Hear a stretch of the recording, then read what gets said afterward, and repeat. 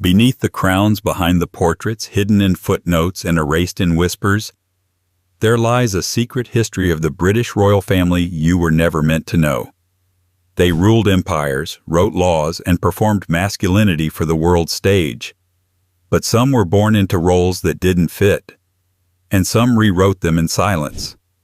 This isn't just about scandal. It's about identity, myth, and what history dares not say aloud. These are the 25 British royals who may not have been the men history says they were. You've heard the official story. Now, meet the unofficial one. Before we dive in, if you're into hidden histories, forbidden footnotes, and the stories royal biographers hoped you'd skip, hit subscribe to join us on the darker side of the monarchy. And while you're here, drop a comment. Where in the world are you watching from, and what time is it right now? Are you up late like a court gossip, or catching this mystery over morning tea? Let's see who's listening in the shadows. 1. Edward II of England. There are kings who ruled, and there are kings who were ruled. Edward II of England, crowned in 1307, may have worn the crown, but his heart and his judgment belonged to someone else entirely, maybe to two someone else's. And from that awkward royal triangle grew a legacy so slippery, so emotionally tangled, that centuries later, even the most hard-nosed historians still can't decide whether he was a romantic fool, a political naïf, or something far more complicated. It always starts with Piers Gaveston, Edward's favorite, his confidant, his brother, according to the charters. But the kind of brother you give power, jewels, and kissing nicknames. Their relationship was the emotional engine of Edward's early reign. Gaveston was handsome, brash, and very clearly not from the right side of the aristocratic tracks, which of course made Edward like him more. The two were inseparable in a way that didn't sit well with the other barons. It wasn't just favoritism, it was flagrant. Piers was decked out in luxuries, elevated to high office, and most importantly, he acted like he owned the place, because in some emotional way, he kind of did. The barons were not amused. Parliament rolled its eyes. Even Edward's wife, Isabella of France, was reportedly pushed aside. Gaveston was exiled more than once. Edward brought him back every time. You know, like a rational king does when his lover is destroying the country's political cohesion. But Gaveston's story ended the way stories do when too many powerful men feel too insulted, with a swift execution and an unmarked grave. They said it was for the good of England. Edward said nothing, at least nothing that history preserved. But something in him shattered. Then came Hugh Despenser the Younger. Where Gaveston had been the reckless spark, Despenser was the slow-burn schemer. With Gaveston gone, Edward turned to Hugh with a desperation that was less affection and more addiction. This time the intimacy was quieter, but even more dangerous. Hugh wasn't content to be adored. He wanted land, titles, power, and Edward gave it all to him, piece by piece, tearing the kingdom further into factions. Chroniclers of the time weren't subtle. They called the king's affections unnatural. They noted the evil counsel of low-born favorites. They snuck in words like effeminate, indulgent, unmanly. Today, we might call this bias. Back then, it was just a convenient way to delegitimize a ruler. But the emotional truth seeps through the centuries. Edward had an overwhelming, destabilizing attachment to men who treated him like he mattered. And if his enemies wanted to call that treason, they didn't have to look far for proof. Eventually, Isabella, scorned queen, political chess player, and woman with an army, had enough. She aligned with her own lover, Roger Mortimer, and marched against Edward and Hugh. The end came, like something out of a badly staged tragedy. Edward was captured, Hugh was hanged, and Edward? That's where the story takes a turn. Or several, depending on which version you believe. The official version says Edward was imprisoned, deposed, and died soon after, possibly murdered, though the method is a favorite of grim rumor and best left unsaid. But another version whispers through the historical margins that he escaped, that a body double stood in for him, that he lived out his days quietly in obscurity, maybe even abroad, that the king who lost his throne and his lovers still somehow slipped the noose of history. Of course, none of that can be proven, but maybe that's fitting. Edward's entire life feels like a palimpsest, a royal script overwritten by politics, propaganda, and performance. Was he a queer monarch in a straight world? Was he a weak king manipulated by desire? Was he both? Or was he something else entirely? Someone born into the wrong century, playing by rules he didn't understand, clinging to love in a world that only respected power? And if Edward II was hiding in plain sight, lost behind a mask of royal dignity and court gossip, what about his great-great-grandson? The one who styled himself as a king of kings, but might have been living a secret of his own. You'll know him by the way he speaks, like he's performing for someone no one else can see. 2. James VI and I. James VI of Scotland, later James I of England, was the kind of monarch who made everyone around him slightly uncomfortable, though not for the usual reasons. He didn't behead anyone for sport. He didn't spend half his reign at war. He didn't even bother pretending to be graceful. Instead, he ruled with a mind like a labyrinth and a heart like a locked room that occasionally opened to let in one man at a time. If Edward II's story was about passion destroying power, James's story is about intimacy shaping it. His reign is remembered for the King James Bible, for early talk of uniting England and Scotland, and for the divine right monologues that could make a bishop sweat. But underneath that theology and policy was something profoundly human, a pattern of attachments that blurred the line between affection and influence. The first name whispered into that pattern was Esme Stuart, a French cousin who arrived at the Scottish court when James was a teenager. James was 15, already brilliant and lonely, already king, but not yet sovereign in spirit. Esme was 24, charming, handsome, polished, everything the rough Scottish nobility wasn't. Within weeks, the young king was infatuated. He called Esme my leman, a word meaning beloved. They spent their days together, exchanging jewels and glances in equal measure. The courtiers noticed, the nobles panicked, and the preachers thundered. Rumors spread that Esme had bewitched the king, or worse, that he had taught James a kind of intimacy that could not be preached from any pulpit. Political pamphlets called it an unspeakable sin. Esme was forced into exile. James wrote him letters, desperate, tender, unabashed. He signed them, yours only.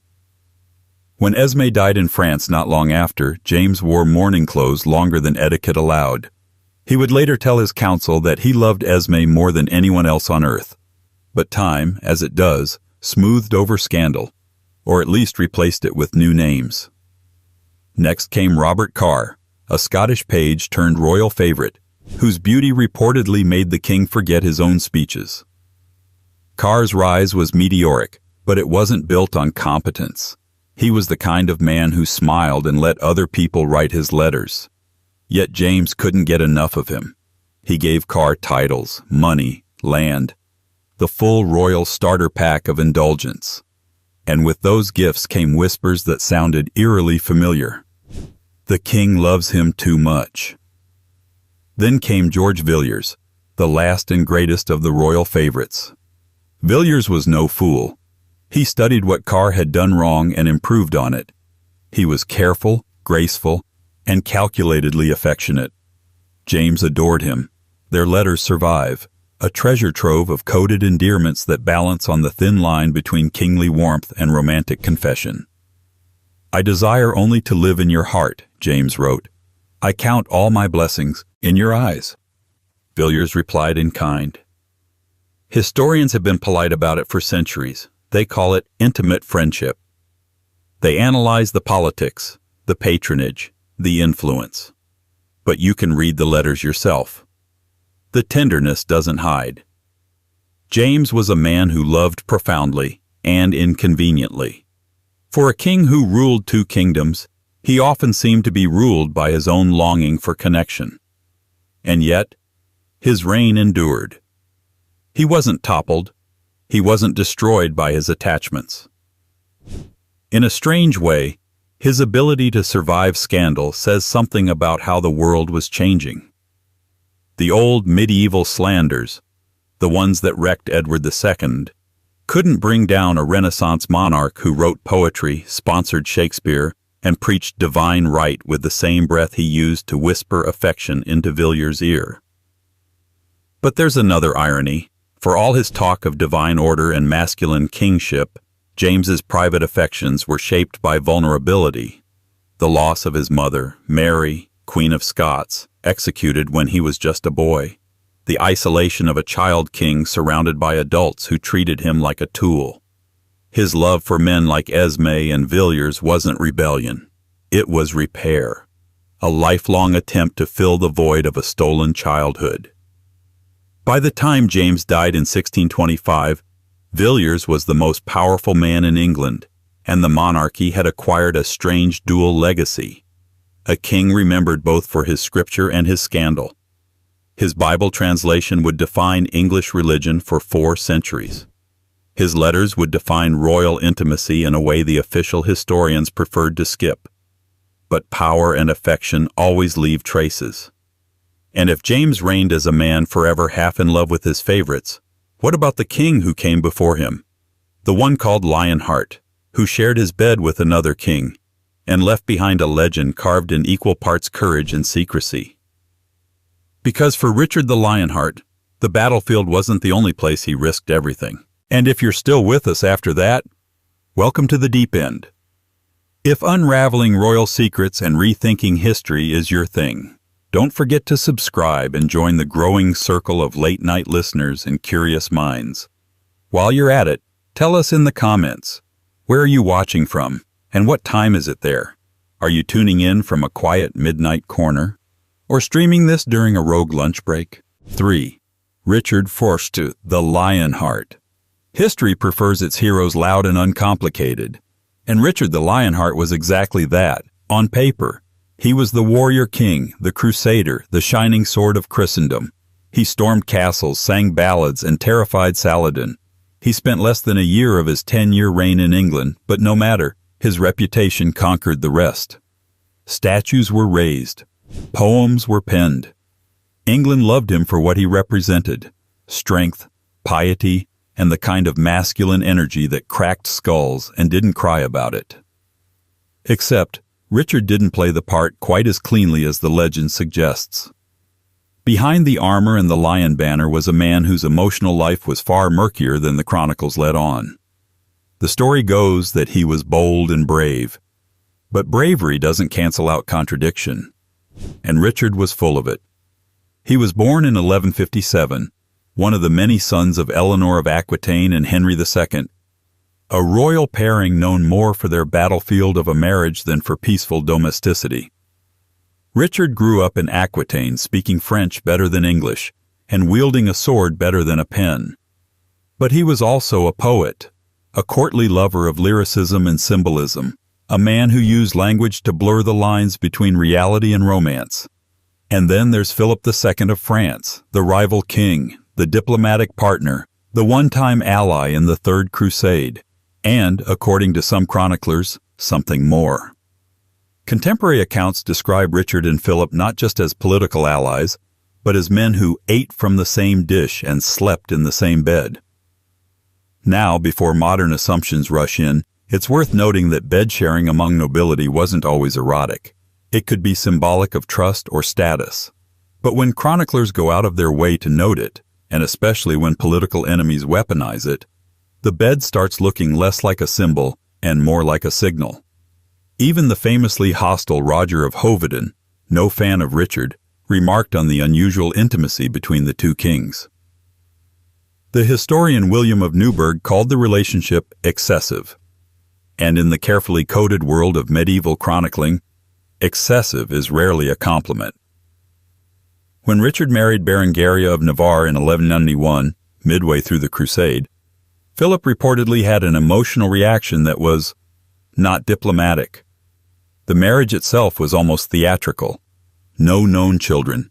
Berengaria barely spent time with Richard, and the whole affair seemed like a strategic gesture more than a union of passion.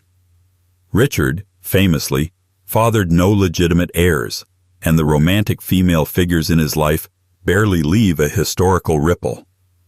But perhaps the loudest silence in Richard's life is the one that followed his return from the Holy Land. Captured in Austria and ransomed for a king's fortune, he returned to England older, more tired, and politically bruised. His later years were spent in France, endlessly defending his territory.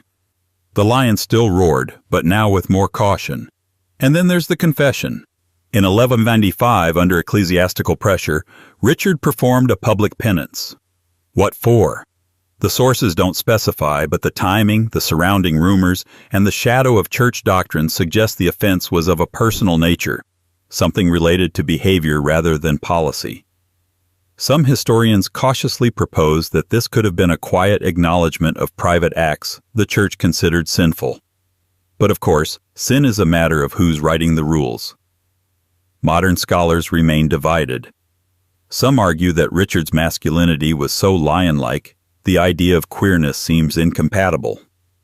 Others point out that queerness and courage are not mutually exclusive, especially not in an era when kings used intimacy as strategy, and personal loyalty could swing the fate of nations.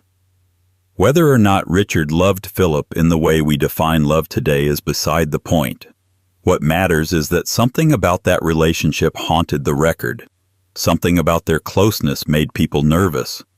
And in a world where male affection could be easily coded as political or perilous or both, it's the ambiguity that lingers. Richard went to war for God, for glory, and maybe for something far more personal.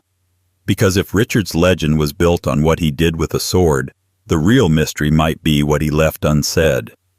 And as we follow the crown down to his namesake a few generations later, a boy king beloved by a favorite so intensely it triggered a civil war, we start to see a pattern emerge. A pattern not just of power and favoritism, but of longing disguised as loyalty. 4. Richard II of England. There are kings who inherit a throne, and then there are kings who inherit a script, written by enemies, revised by allies, and footnoted by chroniclers too cautious to say what they meant. Richard II, crowned at just 10 years old, didn't just inherit a kingdom. He inherited a nation waiting for him to fail, and when he did, they wrote his downfall like a cautionary tale. Don't be too soft. Don't love the wrong people. And whatever you do, don't play favorites unless you want your crown taken and your legacy twisted. Richard came of age in a kingdom that still trembled from the Black Death and still bled from the peasants' revolt. Power was fragile, expectations brutal. In this world, a king was supposed to be strong, militaristic, and masculine in the medieval sense of the word, aggressive, pragmatic, emotionally reserved. Richard, by contrast, was poetic, ceremonial, refined, and, worst of all, attentive to beauty in people, art, and politics. He spent more on robes than horses. He poured money into Westminster Abbey, hired painters and poets, and surrounded himself with a carefully curated inner circle of elegant courtiers. It was this circle that would define his reign and his undoing. Enter Robert de Vere, Earl of Oxford. Tall, striking, and just a few years older than the king, de Vere quickly became Richard's closest companion. The two hunted together, traveled together, slept under the same roof, and perhaps, though this remains unprovable, shared something deeper than brotherhood. What is provable is how deeply Richard loved him. He showered de Vere with titles and honors, most controversially naming him Duke of Ireland, a title that infuriated the nobility. It was an unmistakable elevation, one rooted not in war or lineage, but in intimacy. The reaction was swift. The Lords Appellant, a group of powerful nobles, accused de Vere of corrupting the king and manipulating him for personal gain. They launched what amounted to a hostile takeover of the crown's authority, and in 1388, de Vere was forced into exile. Richard, for his part, never forgave them. His political revenge came a decade later, in what historians now call the Tyranny, a period where Richard consolidated power, bypassed Parliament, and punished the men who had humiliated him. But the damage was already done. The image of Richard as a soft, effeminate king, more obsessed with luxury than leadership, had calcified. Chroniclers like Thomas Walsingham painted him as vain, aloof, and overly attached to his male companions. Whispers of unmanliness followed him everywhere. Whether or not Richard and de Vere shared a romantic relationship is ultimately unknowable. But the emotional charge of their bond was enough to shake the nobility and cast a permanent shadow over Richard's reign. This wasn't just about favoritism, it was about gender and the performance of it. Richard's court was accused of being overly theatrical, overly refined, and worst of all, unmilitary. For a medieval king, not riding into battle was practically a confession of weakness. Richard preferred diplomacy. He liked peace. He liked order. But the barons wanted blood and land. Richard offered symbolism. They wanted steel. Eventually, it was his cousin Henry Bolingbroke, later Henry IV, who rose against him. Richard was captured and deposed. Historians still argue over what happened next. Some say he was starved in captivity. Others say he was quietly murdered. Some, naturally, claim he escaped and lived out his days in secret. The crown passed on, but the legend of the failed king remained, a monarch undone not just by policy, but by perception. Because Richard II didn't just lose his throne, he lost control of his story, a boy king who loved beauty in a world that demanded brutality, a ruler too delicate for an age that praised hard edges. And if he was mocked for being too much like a poet, then the next man on our list would be judged for being too much like a foreign prince, elegant, reserved, and far too fond of a man named Bentinck. 5. William III of England. If history is a mirror, then William III of England was always careful not to look too long. There was something almost ghost-like about him, a figure who drifted in from the Low Countries, cold as fog and twice as silent, ruling not with charisma but with calculation. To many of his English subjects, William felt like a necessary inconvenience. A Protestant prince, conveniently married to Mary, daughter of the Catholic-leaning James II, and conveniently ready to invade when Parliament decided the old king had gone too far. But William didn't seize the throne with a roar. He walked in through a vacuum. England didn't rise to greet him with flowers. It shrugged. It accepted. And William in turn accepted England. Coldly. Efficiently. As if he were inheriting a problem, not a kingdom. He was never much interested in spectacle. His coronation was perfunctory. His speeches were sparse. His smile was rare and unreassuring. But those who watched closely noticed something peculiar about the way he ruled, something precise in his loyalties, intense in his preferences. William didn't keep a wide circle. He kept a fortress, and at the center of it stood a man named Hans Willem Bentinck. Bentinck was no ordinary courtier. He had been by William's side since their youth in the Netherlands, a page turned advisor turned shadow. During William's illnesses, it was Bentinck who slept in the king's chamber. During the invasion of England, it was Bentinck who organized the logistics. And after the Glorious Revolution, it was Bentinck who became Earl of Portland, first gentleman of the bedchamber, and, quietly, the most powerful man not wearing a crown. Their letters survive, though carefully worded and maddeningly ambiguous. In one, William tells Bentinck that no one else has his heart, his trust, his everything. In another, he asks Bentinck why his affection seems to cool, why his loyalty feels less warm. The kind of letter you don't write to a servant. The kind of letter that suggests something deeper than political alliance. And that's when the rumors started. Parliament murmured. The court speculated. Queen Mary, William's wife and co-ruler, watched silently as her husband elevated Bentinck above even her own influence. In public, she played the loyal queen. In private, she likely kept score. Mary died childless in 1694, and William continued alone. Still cold, still formal, still surrounded by men he trusted implicitly and emotionally, in a way that felt, to outsiders, oddly intense. After Bentinck came Arnold Joost van Keppel, a young Dutch nobleman who rose through the ranks with alarming speed. Keppel was decades younger than William, strikingly handsome, and, by all accounts, devoted.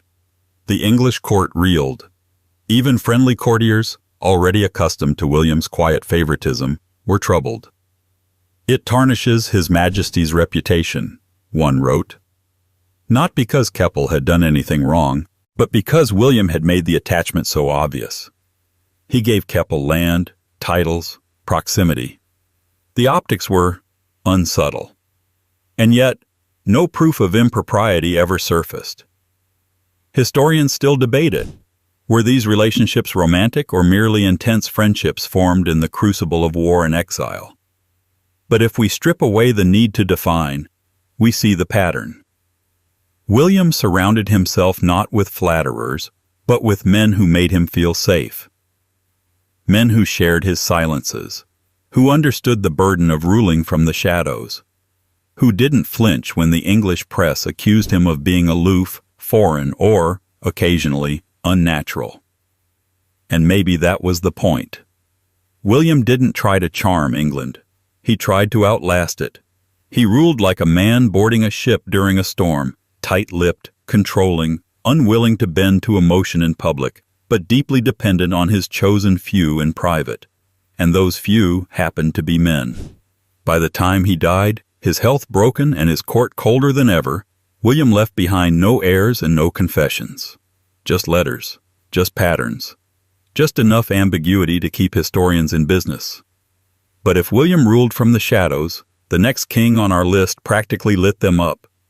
A monarch whose court was infamous for its silk, its scandal, and its suspiciously theatrical disregard for the moral expectations of his time. His reign lasted barely 13 years. His nickname was Rufus, and nobody could decide whether he was ruling England or auditioning for it. 6. William II. Rufus' history doesn't like a mystery it can't domesticate, and William II, known to posterity as Rufus, the Red King, is exactly that. Unsolved, unclaimed, and uncomfortably resistant to narrative. He reigned from 1087 to 1100, wedged between the grand ambitions of his father, William the Conqueror, and the saintly reputation of his younger brother Henry I.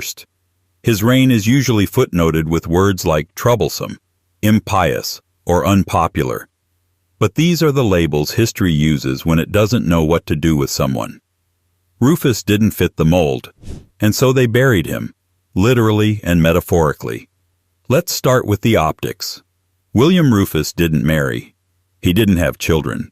He didn't even seem remotely interested in the idea.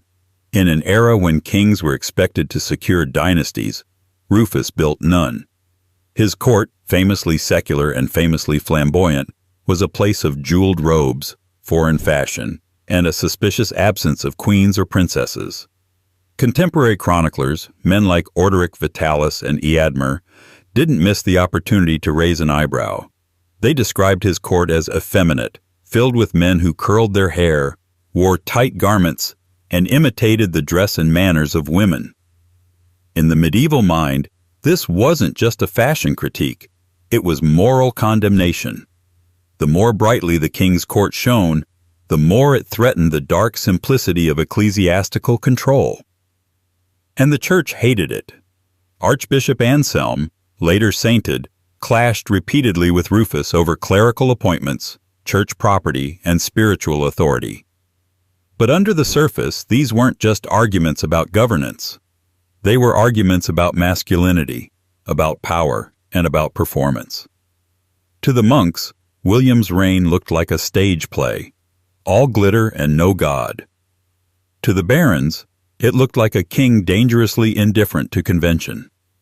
And to modern readers, it looks like a man who may have been quietly, deliberately subverting the expectations of kingship. Because it wasn't just that Rufus wasn't married, it was that he didn't seem to care that people noticed. There's no direct evidence of lovers, male or female, but absence, in this case, doesn't imply innocence. It implies a deliberate blank space. William's emotional life is a void, and that void speaks loudly. Chroniclers accused him of sodomy, a word that in medieval parlance meant anything from actual sexual acts to general moral deviance. But unlike later kings whose relationships were wrapped in rumors and letters, Rufus left behind almost no personal correspondence. No pleas, no poetry, no explanations. He simply reigned. And then, one day, he didn't. The end came in 1100, with an arrow through the chest while hunting in the New Forest. The official account calls it a tragic accident. The unofficial theories, of which there are many, suggest otherwise. Some say it was an assassination, plotted by his brother Henry, who wasted no time claiming the crown. Others think it was divine punishment, a cosmic arrow fired at a king too blasphemous to live. But what matters is not how he died, but how quickly the world forgot to mourn him. William Rufus was buried without ceremony in Winchester Cathedral. No grand tomb, no poetic epitaph, no dynastic grief, just a silence that said more than any sermon. And maybe that was fitting. Rufus didn't fit into any of the stories the medieval world wanted to tell, so they stopped telling stories about him altogether. But the silences still hum. A king without a queen, a court without convention, a reign without heirs, and just like that, a red king fades into shadow. Yet shadows have echoes, and centuries later, another royal would emerge, this one in the prim, polished world of the 20th century, who also refused to fit the mold. He wore medals, took lovers, and crashed into myth with the same quiet defiance. His name was George, and unlike Rufus, we actually have the photos. 7. Prince George, Duke of Kent. If most British royals are expected to move through life like porcelain, ornamental, fragile, and politely opaque, then Prince George, Duke of Kent, was more like stained glass, elegant, colorful, and impossible not to stare at when the light hit just right. Born in 1902, the fourth son of George V and Queen Mary, he entered the world already eclipsed by a line of older brothers with more obvious futures. But George was never meant to be ordinary. He didn't behave like he was auditioning for king. He behaved like someone performing something far less traditional and far more intriguing. The history books usually don't know what to do with him. He wasn't just a royal, he was a naval officer, a style icon, a man with a film star's profile, and a reputation that flickered between aristocratic scandal and whispered legend. While his siblings gave speeches and raised families, George seemed to orbit a different sun entirely, and that orbit included people like Noel Coward and Cecil Beaton, and possibly, according to several biographies, men whose names never made it into official records. George's life was a study in contradiction. Buttoned-up uniforms and open secrets, impeccable grooming and unchecked rumors. He was the first Windsor to publicly be rumored as bisexual, though the word itself wouldn't have been used at the time. Back then, such talk came wrapped in euphemism, bohemian tastes, artistic temperaments, cosmopolitan circles. But everyone knew what those phrases meant. He moved through London's social elite like a shadow, always present, never still. The press adored his style but carefully dodged his private life. Those who knew him spoke of a man both magnetic and melancholy, brilliant and self-destructive. His relationships with women were public, well-documented, and sometimes performative. His relationships with men, well, that's where the fog rolls in. Modern biographers suggest affairs with playwrights, diplomats, and even a fleeting entanglement with the famous American spy Anthony Blunt, though evidence remains speculative and controversial. Still, enough threads remain to form a pattern. George wasn't hiding. He just wasn't explaining. In a world where royals were meant to embody tradition, he embodied discretion. And then there's the matter of his death.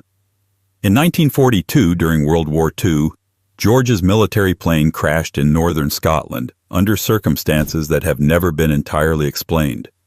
Conspiracy theorists have had a field day ever since. Was he on a secret mission? Was the crash sabotage?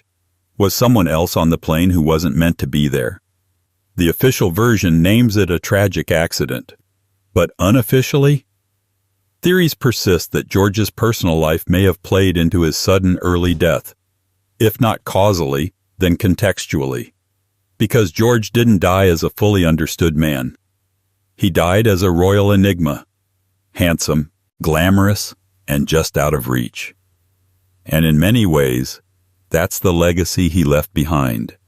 A man who lived between lines, who refused to settle into any single version of himself, and who remains, decades later, a symbol of all the things British royalty isn't supposed to be. And yet, he wasn't an exception. He was part of a pattern, because just a few decades later, another royal would follow a similar path, quietly, carefully, and this time, openly. A cousin to the current king, a father, a lord, and in 2018, a groom. 8. Lord Ivar Mountbatten. Royal bloodlines are usually more obsessed with the past than the present. But Lord Ivar Mountbatten, great-great-great-grandson of Queen Victoria, cousin to both the late Prince Philip and King Charles III, stepped directly into history not by honoring tradition, but by quietly rewriting it. In 2018, he became the first member of the extended British royal family to have a same-sex wedding. No scandal, no public protest. Just a countryside ceremony, a few family members, and the sound of several centuries of silence, finally breaking. It's tempting to treat Ivar's story as a modern anomaly, the first time a royal, however distant from the throne, had the courage to live openly as gay. But that framing misses the point. Ivar's life doesn't disrupt the royal tradition. It simply sheds light on what's always been there. The quiet presence of queerness behind palace gates, no less real for being unspoken. Born in 1963, Lord Ivar was raised in the cool, well-upholstered corridors of aristocracy. Educated at Gordonstoun, the famously rigorous boarding school that also molded his cousin Charles, he followed a script that had been rehearsed for generations. Marry well, raise children, uphold appearances. And for a time, he did just that. He married Penelope Thompson in 1994. Together they had 3 daughters. Their marriage lasted 17 years before ending in a quiet, amicable divorce in 2011. Then came the sentence that would change everything, tucked into an interview in 2016. I am gay. No dramatics, no grand announcement, just an acknowledgement. The kind that had eluded royal men for centuries, even when everyone already knew. Ivar didn't come out with a megaphone.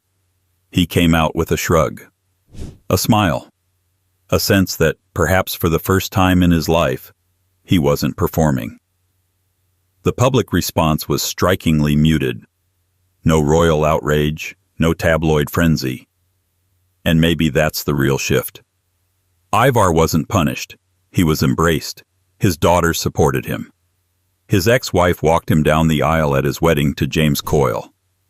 The ceremony, held at their family estate of Bridwell Park, was small, understated, and radically ordinary. For a family that has spent centuries perfecting the art of controlled image, Ivar's wedding felt quietly revolutionary. No coat of arms, no sweeping declarations, just a man marrying another man under the Devon sky. But the significance didn't end there. Ivar's openness wasn't just personal, it was generational. It suggested a crack in the foundation, one wide enough for light to get in. If a descendant of Queen Victoria could marry his male partner and remain a welcome figure at royal gatherings, what did that say about the stories the monarchy had spent so long avoiding? Still, Ivar never made himself a symbol. He never tried to be a spokesperson for queer identity. His life, like his demeanor, remained characteristically English, understated, a bit reserved, and steeped in quiet rebellion. He didn't storm out of the closet. He opened the door, stepped through, and offered everyone else a cup of tea. But even in this most modern of royal stories, the past lingers. Because for every Ivar, there were dozens of others, men born centuries earlier, bound by duty, shadowed by expectation, and unable to speak their truth. Some left behind coded letters, others only rumors. And one of them, born nearly 500 years before Ivar, stood beside Mary, Queen of Scots, shining like a peacock in a world of hawks. His name was Henry. His friends called him beautiful. His enemies called him dangerous. 9. Henry Stuart, Lord Darnley. When Henry Stuart, Lord Darnley, arrived at the Scottish court in 1565, he did not come quietly. He came shimmering. Draped in silks, tall and golden-haired, with a pedigree that made him both English and Scottish royalty, he looked like a prince from the pages of a romance, if the romance had been written by someone with a flair for disaster. He was elegant, ambitious, and fatally charismatic. Mary, Queen of Scots, fell for him almost instantly. But whether he ever truly belonged to her, or to anyone, is a question that still drifts unanswered through the centuries. Darnley married Mary that same year, a union that pleased no one but themselves. The English crown saw it as a threat, the Scottish nobles saw it as an insult, and even Mary's closest advisers worried that Darnley was more preening peacock than proper consort. He wanted power, status, and adoration. But what he gave in return was instability. Within months, he'd burned through goodwill like candle wax, alienating courtiers, offending his wife, and positioning himself less as a king and more as a mirror, all surface, no depth. But the real mystery of Lord Darnley isn't just his political incompetence, it's his emotional center, or the lack of one. While his marriage to Mary was, at first, one of intense passion, it curdled with extraordinary speed. His neglect of her during her pregnancy, his erratic behavior, and his obsessive jealousy made their union more theatrical than functional. And at the center of that storm stood one man, David Rizzio, Mary's private secretary. Rizzio was an Italian musician who had climbed the court ladder with unusual speed, eventually becoming Mary's closest confidant. But it was his closeness to Darnley that triggered whispers. Some observers noted the way Darnley lingered in Rizzio's company. Others recorded the unmanly affection he showed. The trio, Mary, Rizzio, and Darnley, became the court's unspoken triangle, their dynamic full of elegance, envy, and ambiguous loyalties. In 1566, Rizzio was brutally murdered, dragged from Mary's chambers by armed men and stabbed dozens of times in front of the pregnant queen. Darnley was among the conspirators, or at least complicit. His motivation was framed as jealousy, of Rizzio's influence, of Mary's affection, and perhaps, just perhaps, of something even more personal. The records are cautious. They don't name the desire outright, but the shape of it is there, like an outline left in dust.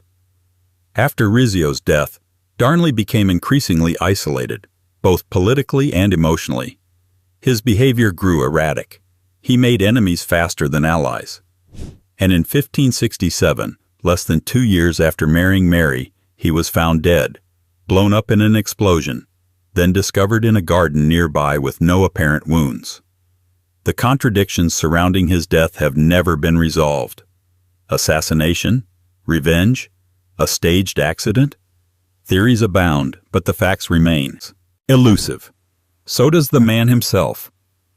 Darnley remains to this day a royal riddle, a consort who never quite fit into his role, a husband who could not love without destroying, a prince who may have loved men more easily than he loved power. His story is one of glittering surfaces and hollow centers, of a life lived in mirrors and performances. And it's not unique. across the Channel, in another royal court built on ceremony and scandal, another man rose and fell under the weight of whispered intimacy. His name was Ernest, and his downfall, unlike Darnley's, came not with an explosion, but with the soft click of a locked door, and the silence that followed. 11. Henry Benedict Stuart, Cardinal Duke of York. In the long twilight of the Jacobite cause, when the royal dream had faded into mist and exile, there remained one final flickering light. Henry Benedict Stuart, the man who would have been king, if fate had been kinder or history more forgiving. Born in 1725, the younger brother of Charles Edward Stuart, bonny Prince Charlie to balladeers and romantics, Henry lived not in palaces, but in the echo of them. And while his brother fought battles, stirred rebellions, and drank away his legacy, Henry took a different path altogether. He gave himself to the church, or at least, that's what the records say. By all official accounts, Henry's life was one of piety. Raised in Rome, the exiled prince turned his back on the throne he would never inherit, and instead embraced the robes of a cardinal. Appointed at the improbably young age of 22, he rose quickly within the Catholic hierarchy. To the Vatican, he was a Stuart. To Rome, he was royalty in exile. To the British crown, he was a quiet embarrassment. A living reminder that not everyone had agreed with the whole Hanoverian succession thing. But what makes Henry's story unusual isn't just that he became a cardinal, it's that he never stopped being a prince. He styled himself Henry IX, King of England, Scotland, and Ireland, at least in private. The Jacobites, those ever-faithful historians of lost causes, referred to him as such long after the idea of a Stuart restoration had drifted into fantasy. And through it all, Henry remained celibate, unmarried, childless, alone. On paper, of course, this was expected. Cardinals are celibate by rule, by design. The Catholic Church demanded chastity, and Henry, to all appearances, gave it. But not all silence is pious, and not all devotion is holy. The deeper one looks into Henry's life, the more one begins to notice peculiarities. He maintained close, emotionally intense friendships with a small circle of men, fellow clergy, assistants, protégés, relationships that sparked quiet speculation but never public scandal. Letters survive, though most are written in the courtly and careful language of the 18th century aristocracy. They speak of loyalty, affection, even dependence. Nothing scandalous, nothing explicit, just closeness. The kind that raises eyebrows centuries later, when read through the lens of modern sensibilities. But speculation is dangerous when history has been scrubbed clean. Henry left behind no confessions, no dramatic correspondence, no locked diaries full of truths. What he did leave was a life of extreme emotional discipline. A life spent watching everyone he loved die or disappear. His brother, his cause, his crown. And through it all, he remained loyal. To his church, to his name, to something deeper than politics or theology. Perhaps to a version of himself that was never allowed to be seen. In his final years, Henry lived in quiet poverty. His titles hollow, his influence faded. Napoleon stripped him of his income. The British government, in a strange twist of historical irony, gave him a pension. He died in 1807, the last legitimate male Stuart, buried in the crypt of St. Peter's Basilica, his tomb inscribed with the royal titles England never recognized. And yet, perhaps the most remarkable thing about Henry Benedict Stuart is how deliberately he chose invisibility. No scandals, no heirs, no narrative to reclaim, just a life meticulously arranged to avoid scrutiny and perhaps to protect something sacred. But if Henry's silence was strategic, the next prince's was accidental. Because when Prince Albert Victor, Duke of Clarence, second in line to the throne, found himself tangled in one of the most scandalous rumors of his age, he didn't defend himself. He didn't need to. History would do the erasing for him. Or so they thought. 12. Prince Albert Victor, Duke of Clarence, Eddie. In the vast mahogany-paneled corridors of Victorian monarchy, Prince Albert Victor, known to his family and to scandal as Eddie, moves like a shadow dressed in royal blue. The eldest son of Edward VII and the grandson of Queen Victoria, Eddie was born into a life mapped out by duty, a future king, a model heir, a symbol of continuity for a sprawling empire obsessed with stability. But what the public wanted was a prince with gravitas. What they got was a whisper. Even in his own lifetime, Albert Victor was a mystery wrapped in etiquette and cloaked in vague concern. He was physically striking, tall, blond, with a classically noble face, but even friends noted his detachment, his dreaminess, his tendency to drift off in conversation. Queen Victoria worried about his intellect. Tutors quietly questioned his comprehension. Biographers, ever charitable, have described him as sensitive, gentle, and unworldly. His uncle Leopold simply called him delicate. Eddie's education was an exercise in denial. He was shuffled through Cambridge, then assigned to the Royal Navy, and eventually placed in a ceremonial role in the Army, none of it a particularly good fit. Still, none of this made him dangerous. Just disappointing. It wasn't until 1889, when his name was suddenly and mysteriously linked to a scandal at Cleveland Street, that the quiet prince became the center of a royal firestorm. The Cleveland Street scandal was, on the surface, about a male brothel in London and the telegraph boys who worked there. It was a slow-burning revelation, beginning with the arrest of a postal worker and ending in high places no one dared name aloud. Several aristocrats fled the country. A handful of names were hushed, and somewhere, in the swirling fog of rumor, Albert Victor's name appeared, once, then twice, then persistently enough to leave a permanent mark. There was never any concrete evidence tying Eddie to the brothel. His name was not in the ledgers. No testimony directly implicated him. And yet the gossip spread with remarkable precision.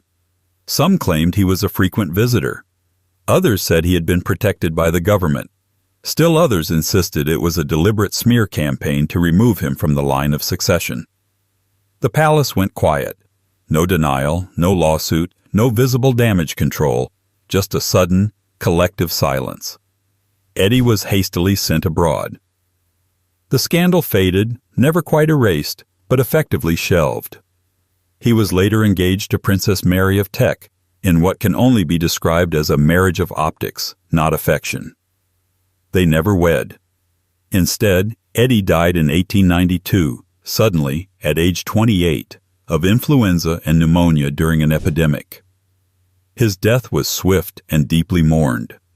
Queen Victoria was devastated. The nation wept for its lost prince, and the future changed course. The throne passed instead to his younger brother, George V, ushering in a line of kings who, while no less complicated, were at least less whispered about. Yet the legend of Albert Victor never really died. Decades after his passing, he was falsely linked to the Jack the Ripper murders in a sensationalist theory now thoroughly debunked. His image, so carefully curated in life, became a canvas for public anxieties in death. He was the forgotten heir, the maybe queer prince, the scandal that nearly surfaced but didn't. Was Albert Victor gay, bisexual, innocent, framed, protected? It's impossible to say. What's certain is that his life, and the swirl of rumors around it, reveals more about the structures of silence than about the prince himself. A man groomed to inherit the empire, raised to smile, salute, and stay quiet, and who, in the end, was remembered more for what he might have been than for what he was. And then there was Charles I, a king far more certain in his position, but no less enigmatic in his affections. Because while the world remembers his marriage, his trial, and his beheading, it often skips over his earliest and most controversial devotion, a friendship that began under his father's watch, and never quite loosened its grip. 13. Charles verse. Charles Foreman is remembered, when he's remembered at all, as the king who talked himself into a beheading, a martyr to some, a tyrant to others, and to most of history, a man who couldn't read a room, much less rule one. But long before the trial, before the executioner's axe and the solemn portraiture, there was another Charles. A young, quiet, painfully shy prince. A second son who was never meant to wear a crown. And like so many royal second sons, he spent his early years trying to impress a father who was already obsessed with someone else. That someone else was George Villiers, Duke of Buckingham, a man whose influence over Charles's father, James VI and I, was as personal as it was political. George was dazzling. He had the charm, the cheekbones, and the confidence to walk into a court full of schemers and make everyone else look like they were in rehearsal. He became James's favorite, his confidant, and, according to many historians, possibly his lover. But when James died in 1625, the nature of George's influence didn't die with him. Instead, it passed, somewhat unnaturally, on to his son. Charles's relationship with Buckingham has long puzzled historians. It was intense, affectionate, and immediate. In a monarchy built on rank and ritual, the speed at which George transitioned from his father's companion to the new king's closest advisor was, to say the least, unorthodox. Charles was supposed to be different from James, more serious, more reserved, more traditional. But here was Buckingham again, elevated to dizzying heights of power, this time as Charles's right hand. And once again, the court whispered. To Charles, Buckingham was more than a friend. He was the embodiment of loyalty, glamour, and continuity. They traveled together, governed together, even quarreled like an old married couple.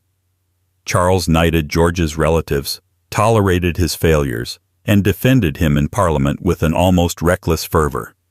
When Buckingham botched military campaigns and lost favor with nearly every faction in the kingdom, Charles stood by him with a loyalty that bordered on obsession. Critics accused Buckingham of manipulating the king. Charles accused them of treason. The question of whether their relationship was romantic in nature remains unanswered, and likely unanswerable. Charles's letters to Buckingham aren't as openly effusive as his father's, but their partnership was visibly emotional. Charles was not known for warmth. He was a reserved, awkward man, deeply committed to dignity. And yet, with George, there was an ease, a deference, even a kind of emotional dependence. Then came 1628. Buckingham was assassinated by a disgruntled soldier, stabbed in the chest in Portsmouth, where he was preparing for another ill-fated expedition. The news shattered Charles. Witnesses described him locking himself in his chambers, refusing to eat, grieving not just the loss of a friend but the collapse of something far more personal. For a man who seldom expressed his feelings publicly, Charles's reaction was seismic. After Buckingham's death, Charles changed. He became more withdrawn, more paranoid, more convinced of his divine right to rule without interference. He dissolved Parliament. He ruled alone. He made choices no one could explain, except perhaps as the choices of a man who had lost the only person he ever truly trusted. And eventually, those choices caught up with him. In 1649, Charles became the first English king to be tried and executed by his own people. His final words were about God, not George. His legacy became a battleground for ideologues. And Buckingham? He faded into the margins, remembered as a courtier, a schemer, a scapegoat. But the intimacy between Charles and Buckingham, though rarely spoken aloud, remains one of the most emotionally charged partnerships in royal history. A king and his companion.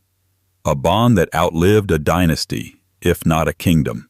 And yet, in the very next century, another king would walk the line between fashion and fascination.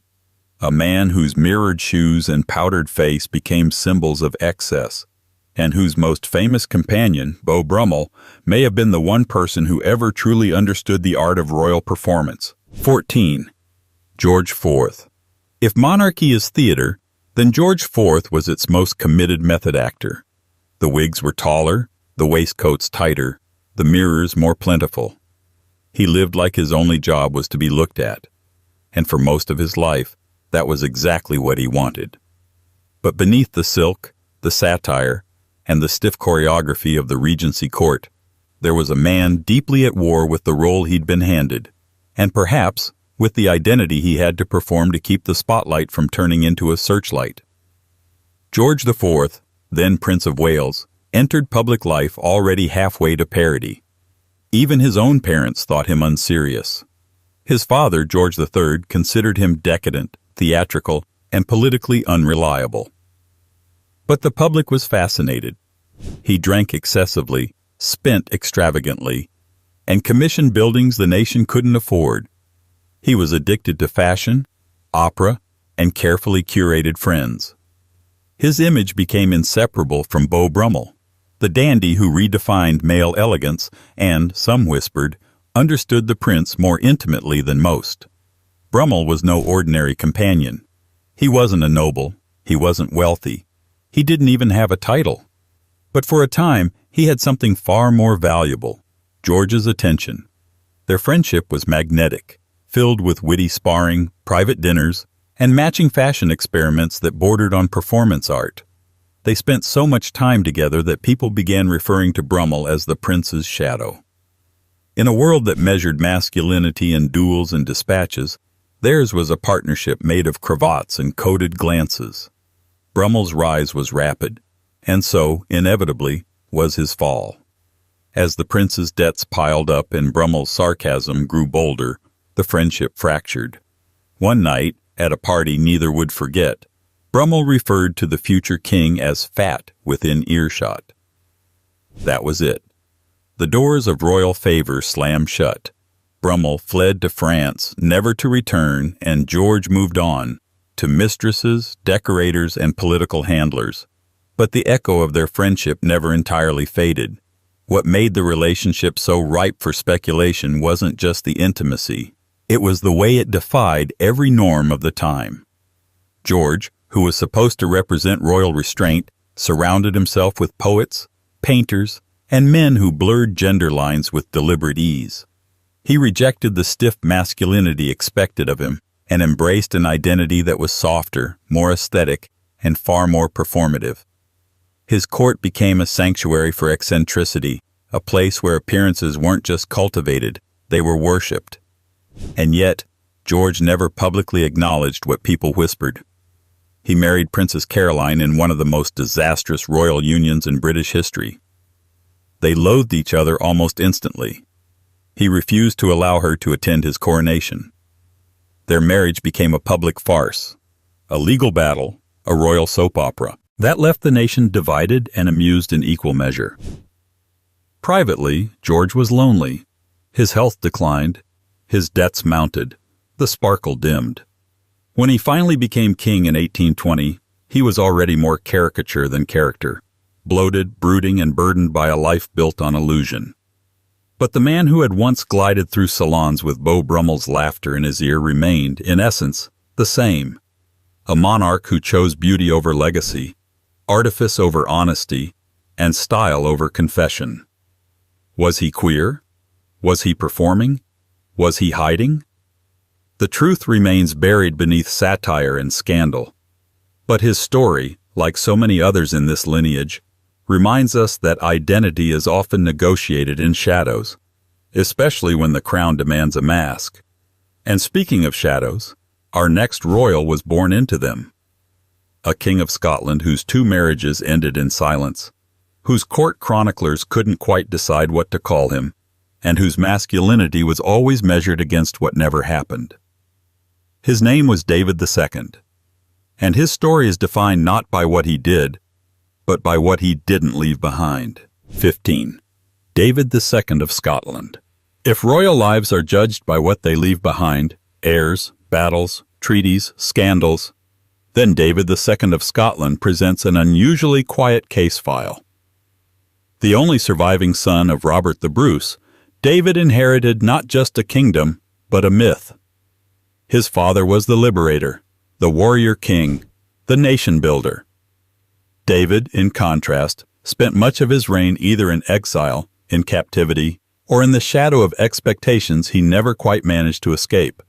And yet, despite a reign marked by absence, what David didn't leave behind may say more than what he did.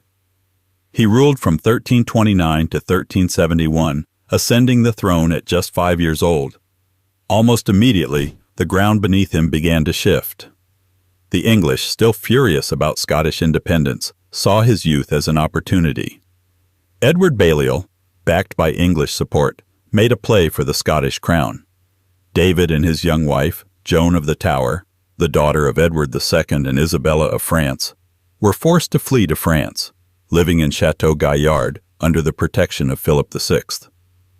Already the script was strange. A child king in exile, married at 7, playing chess while Europe burned. And when David finally returned to Scotland at 17, he did so into a country that had moved on without him. Fractured, wary, and uncertain of the boy who would be king. He ruled with limited success, fought a few battles, and then, at the age of 24, was captured at Neville's Cross by the English. He would spend the next 11 years in captivity, well treated but thoroughly sidelined.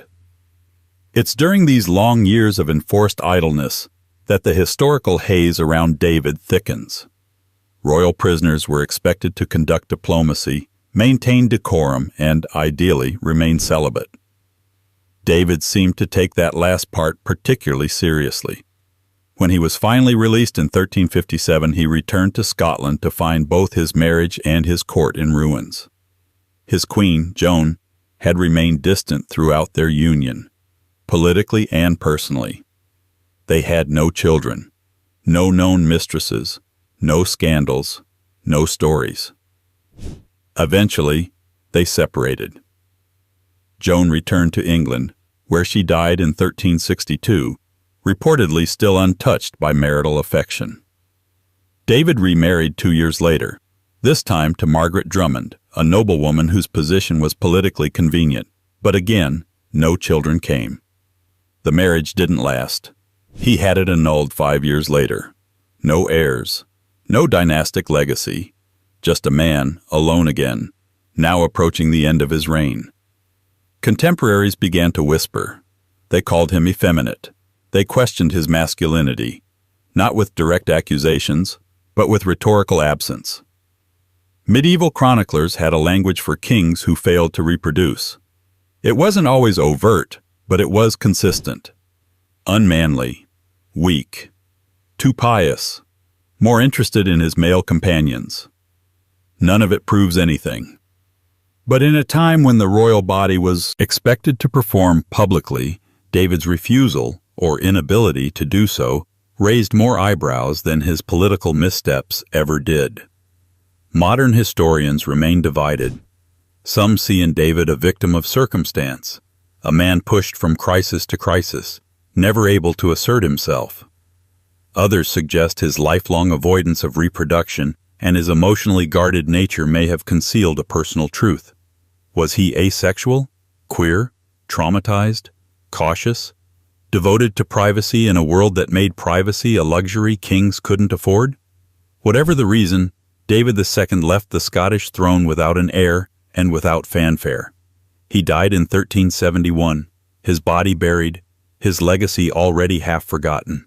His nephew Robert II, founder of the House of Stuart, succeeded him and restarted the dynastic clock.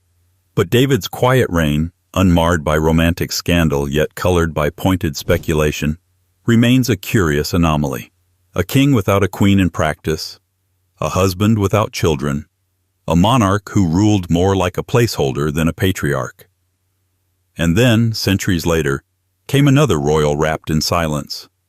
A man known more for what he didn't do with his wife than anything he did on the battlefield. They called him saintly, chaste, almost angelic, but some wondered whether that holiness was just another name for absence. His name was Edward the Confessor, and his marriage may have been the most politically polite Cold War in British royal history. 16. Edward the Confessor. In the rigid annals of English history, Edward the Confessor stands apart, not as a conqueror, not as a warrior, and certainly not as a father of kings. He was, by medieval standards, unsettlingly quiet. A king who seemed more interested in prayer than power, more comfortable in his chapel than his court. Crowned in 1042, Edward reigned until 1066, presiding over a kingdom he seemed almost reluctant to rule. His legacy is marked not by what he built or won, but by what he abstained from. And at the center of that abstention is a royal marriage that produced no heirs, raised centuries of speculation, and still today floats uneasily between piety and peculiarity. His wife was Edith of Wessex, daughter of the powerful Earl Godwin, one of the most formidable men in England. Their union was not romantic, it was political. A calculated effort to stitch together two spheres of influence, the royal court and the Godwin dynasty. Edith was no passive bride. She was educated, politically savvy, and well-connected. But her marriage to Edward was more ceremonial than conjugal. No children, no romantic letters, no scandals, just silence. And from that silence grew a legend. Monks and clerics, desperate to paint Edward in the most saintly hue possible, began to suggest that the marriage had never been consummated. They described him as celibate, chaste, angelic, more a monk in a crown than a man on a throne. Later, the church would canonize him, praising his piety and holding up his alleged virginity as proof of his holiness. To them, Edward's lack of heirs wasn't a problem. It was a virtue, a sign of divine restraint, a model of heavenly kingship. But holiness, like history, is rarely unambiguous. Because what medieval hagiographers celebrated, modern historians find deeply suspicious. Celibacy, especially in a royal marriage, wasn't just unusual, it was destabilizing. Kings were expected to produce heirs, to secure dynasties, to perform masculinity through lineage. Edward did none of that. He ruled for over 2 decades and left no legitimate successor. And in the power vacuum that followed, Harold Godwinson, William of Normandy, and a blood-drenched century of invasion rushed in to fill the gap. So why didn't Edward have children? Was it a medical issue? A vow of chastity? A quiet rebellion against a political marriage he never wanted? Or something more personal? Something never written down, but felt between the lines of those monkish accounts? There are theories, of course. Some suggest he made a religious vow of celibacy in gratitude for reclaiming the throne, an oath perhaps never intended to be permanent. Others argue that the church simply manufactured the idea after his death as a kind of PR campaign for sainthood. After all, what's holier than a king who refuses the temptations of the flesh? And yet, there's another possibility. One rarely stated outright, but often implied, that Edward may not have been interested in women at all, not in marriage, not in the bedroom, not in the way kings were expected to be. His closest companions were male. His emotional energy seemed to flow toward his faith, his male household, and his personal chaplains. While there's no definitive evidence of romantic or sexual relationships, the total absence of conventional marital behavior is notable. In a time when kings' mistresses were often documented more vividly than their wives, Edward left behind no such trail. Perhaps he was asexual, perhaps he was queer, perhaps he simply preferred the solitude of his religion to the obligations of reproduction. Whatever the case, Edward the Confessor remains a ghostly figure, saint to some, cipher to others, and a reminder that royal legacy can be shaped as much by absence as by action. But even Edward's carefully cultivated stillness couldn't escape the weaponization of rumor. Because just a few generations later, the mere accusation of effeminacy or unmanliness would be enough to brand a prince as dangerous, even if he'd never done a thing. And that's where our next figure comes in. Not a king, but a symbol. A placeholder for all the medieval fears about power, masculinity, and what happens when rulers start to look a little too soft. 17. Richard, 3rd Duke of York's son, the smear template. There's something uniquely medieval about a smear campaign. Long before tabloids and televised scandals, Royal reputations were broken not by facts, but by formulas. And if there was one accusation guaranteed to bring a prince to his knees, it was this: he's soft. He's effeminate. He's unnaturally close to his male companions. He prefers their company. He can't rule. He isn't man enough. The target didn't really matter. It could be a king, a duke, or a rival claimant to the throne. The accusation worked like a poisoned pen letter, vague enough to avoid proof, sharp enough to cause permanent damage.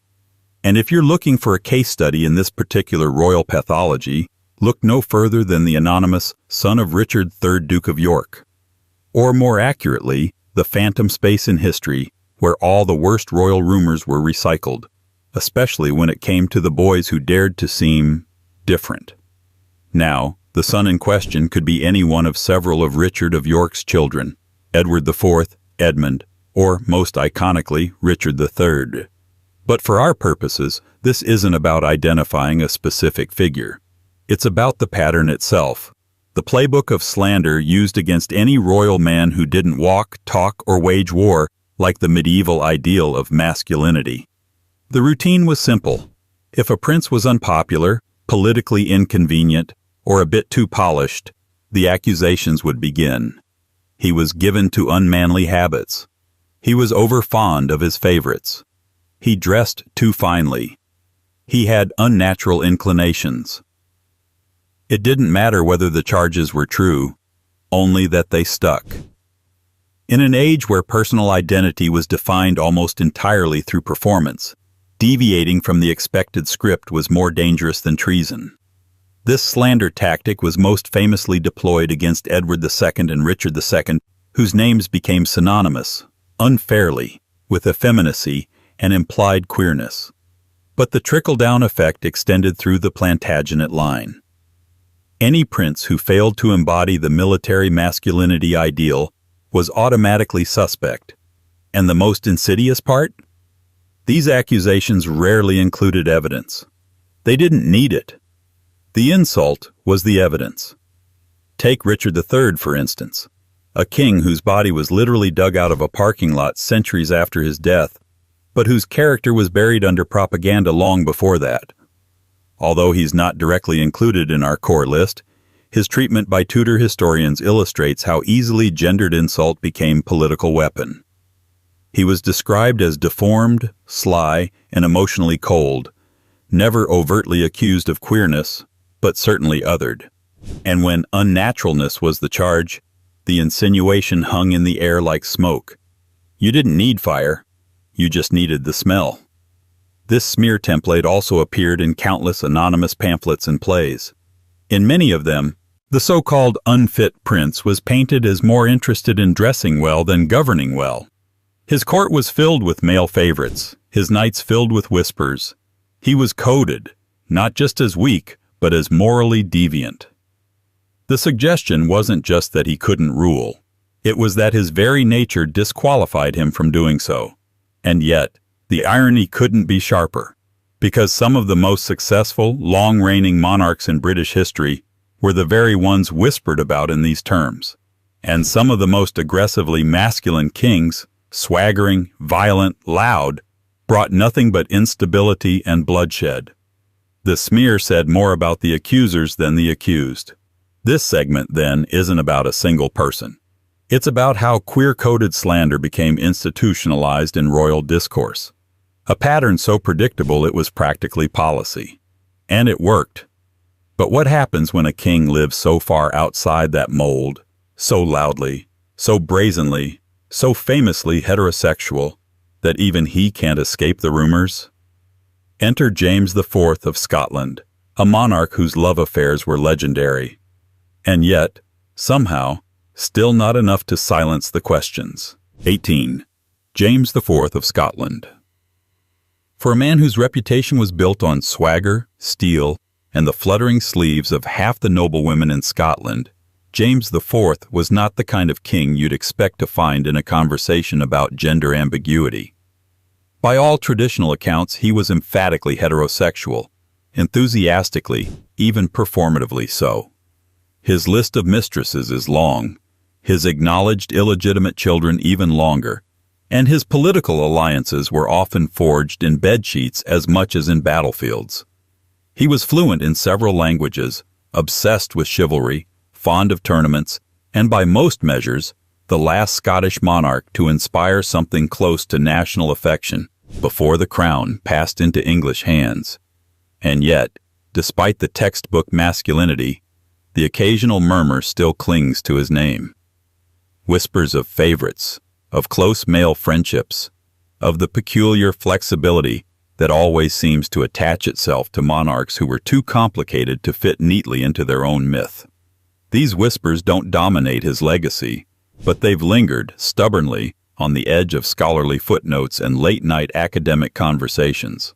Let's be clear, the mainstream historical record doesn't contain strong evidence of same-sex relationships in James's life.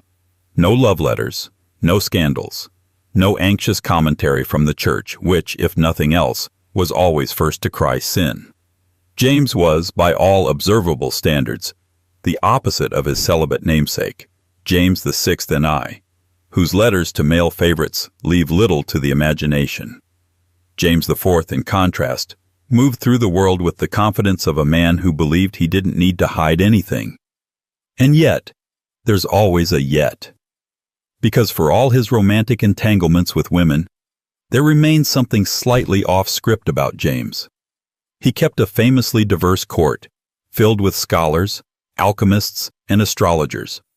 He dressed flamboyantly, favoring rich silks and gold-threaded garments that occasionally raised eyebrows among English observers, who viewed his style as Frenchified, which in Tudor subtext was just a polite way of saying, a bit too elegant. He championed poets, musicians, and artisans, and he took an almost theatrical approach to kingship, turning his reign into a performance of idealized Renaissance masculinity. This wasn't effeminacy, but it was performance. And when masculinity becomes a performance, it always leaves room for subversion, for reinterpretation, for projection. His relationships with male courtiers were, on the surface, proper. But a few chroniclers noted how emotionally expressive James could be in private, how much he relied on the counsel of men like William Elphinstone and David Lindsay. Again, there's no evidence of anything improper. But in the context of the time, emotional intimacy between men, especially when accompanied by patronage and favoritism, was always suspect, particularly when it complicated the clean image of virile kingship. Perhaps the speculation isn't about who James was, but who people needed him to be.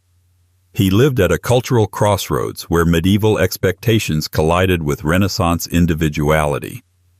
He could be a warrior and a poet, a womanizer and a philosopher, a king who confessed his sins with genuine remorse, but who also demanded complete control over the image of his reign. And in that space, in the blurred line between authenticity and performance, comes the flicker of possibility, not evidence, but atmosphere.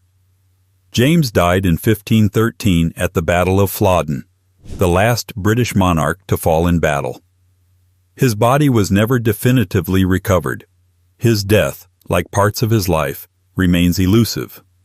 The king who had seemed larger than life vanished into legend, leaving behind children, poetry, and a kingdom soon to be swallowed by the ambitions of Henry VIII.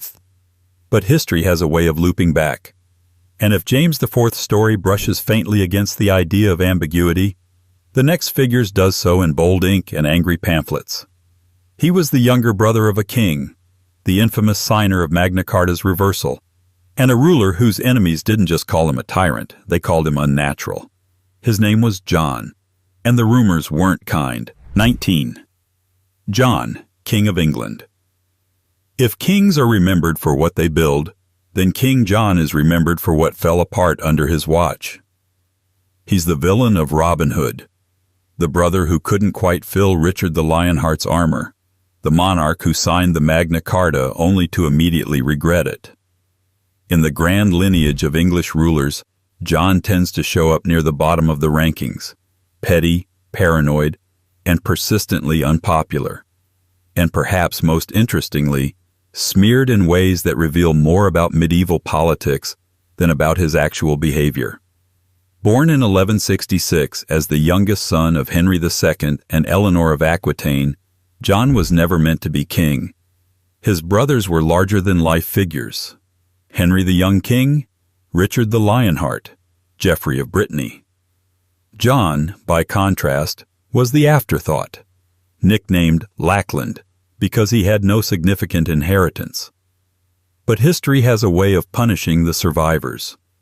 One by one, his brothers died or fell, and by 1199, John inherited the throne. And from the moment he put on the crown, people seemed determined to find reasons to take it off him. He didn't help his own case. John's reign was plagued by failures, military, political, personal. He lost Normandy to the French, levied taxes that made the barons seethe, and sparked rebellions with his erratic rule. But amid all the documented failures, a quieter campaign of character assassination began to emerge. John wasn't just a bad king. He was, according to his enemies, something worse, unnatural. This is where things get murky. Accusations of sodomy appear in chronicles of the time, though always as slurs, never as documented events. The word in medieval Europe had a fluid, expansive meaning, covering everything from non-procreative sex to vaguely defined moral corruption. In John's case, it was likely shorthand for unfitness. Monks, barons, and political opponents needed a way to explain why he was so terrible. And so they reached for the standard insults. He was greedy, he was cruel, and he was perverse. Chroniclers like Matthew Paris and Ralph of Coggeshall delighted in dragging John's name through the theological mud. They accused him of heresy, of consorting with Jews and Muslims, of disrespecting the church. And within that stew of accusations, slander about his sexuality began to take shape. Not because there was evidence, but because that's what you did when you wanted to completely delegitimize a king. A ruler who failed in war could still be feared. But a ruler framed as sexually deviant? He could be discarded. And that's what makes John's case so telling. His marital history, 2 wives, several children, and a steady stream of affairs, makes the accusations of queerness implausible if taken at face value. But the persistence of the slander reveals how gender and sexuality were wielded as political weapons. To call a king unmanly in the 13th century was to call him unfit. It was to say that the realm had become inverted. That order had collapsed, which in John's case, it kind of had. By 1215, facing rebellion from the barons, John was forced to sign the Magna Carta, a document now hailed as the foundation of modern constitutional law. But in his own time, it was more like a royal leash, a list of humiliating concessions from a king no one trusted. He died the next year, reportedly from dysentery, though the chroniclers still managed to make his death sound like divine judgment. No noble mourning, no heroic epilogue, just a slow slide into historical villainy. And yet, John's legacy reminds us that character was often constructed by accusation. When kings failed, their enemies rewrote their desires. They painted them not just as incompetent, but as unnatural. Whether it was true didn't matter. What mattered was the stain. And that stain would spread to the next generation. Because John's descendant, Henry VI, would inherit more than the crown, he would inherit a similar arsenal of insults. Quiet, pious, unmanly, and, in the eyes of many, entirely unsuited to the savage business of kingship. 20. Henry VI of England. In a lineage littered with schemers, warriors, womanizers, and tyrants, Henry VI stands out for being none of the above. A king who preferred prayer to politics, solitude to statecraft, and confession to conquest, Henry reigned not with an iron fist, but with an open palm. And in a 15th century England hurtling toward civil war, that wasn't just unusual, it was damning. Crowned as a baby after the death of his father, Henry V, the great military hero of Agincourt, Henry VI was England's youngest king, and in many ways, its most tragic. He inherited a sprawling, war-weary kingdom at 9 months old, and was expected to live up to a legacy of ironclad masculinity and relentless victory. But from the beginning, Henry was different. He was mild, soft-spoken, deeply devout, and unlike his father, he had no interest in glory. He was also, perhaps, deeply unwell. Even contemporaries recognized that Henry was prone to long, catatonic silences and episodes of apparent mental collapse. In 1453, he fell into a stupor so complete that he couldn't recognize his own newborn son. His recovery was slow, and his behavior, detached, inward, and oddly serene, never quite aligned with what medieval nobles expected from a ruler. By the standards of the day, Henry was unmanly, not because he wore silk or surrounded himself with favorites, but because he failed to perform the kind of aggressive, visible masculinity his barons and his enemies expected. He didn't lead armies, he didn't command parliament, he didn't even assert himself in court disputes. Instead, he funded colleges, supported religious orders, and spent hours in private devotion. The chroniclers didn't know what to do with this. Neither did the nobles. They started reaching for familiar scripts, and soon the whispers began. Henry was too pious, too quiet, too soft. Some said he was more monk than monarch. Others accused him of neglecting his marital duties with Margaret of Anjou, a French princess known for her strong will and even stronger political ambitions. They had only one child, Edward of Westminster, and even that was clouded with speculation. In the brutal world of 15th-century court gossip, a king's disinterest in women could be fatal to his reputation. But again, there was no scandal, no lovers, male or female, no letters, no secret relationships, just a king who existed like a shadow of sovereignty, present but insubstantial. And that absence, in a court obsessed with virility and dominance, was treated like a provocation. The whispers became barbed. If Henry wasn't leading, who was? The implication wasn't just that he was weak, but that he was possibly inverted, unfit not only in power but in nature. It was a soft accusation, unspoken but corrosive. When the Wars of the Roses erupted, Henry's image was already cracked. His wife became the de facto ruler. His enemies portrayed him as ineffectual and emasculated. He lost the crown, then regained it briefly, then lost it again, this time permanently. Henry VI died in 1471, likely murdered in the Tower of London, though the records, as usual, are carefully non-committal. Within a few decades, he was canonized by popular tradition as a saint, not officially by Rome but by the people, who saw in his quiet suffering something divine. But sainthood, even unofficial, is a strange kind of legacy for a king. In truth, Henry's reputation has never fully recovered, not from his failures in war, nor from the lingering sense that he didn't quite fit the mold. His story is a reminder that queerness in history isn't always about romance or desire. Sometimes it's about deviation, about failing to perform the role, about inviting suspicion simply by being different. And that suspicion didn't end with Henry. In fact, it followed the crown straight into the hands of a man whose body was bent by scoliosis, but whose legend was warped even more. Richard III may have died with a sword in his back, but he lived with 1,000 whispers clinging to his name. 21. Richard III. History remembers Richard III by the curve of his spine and the shadow of a crown he wore for only 2 years.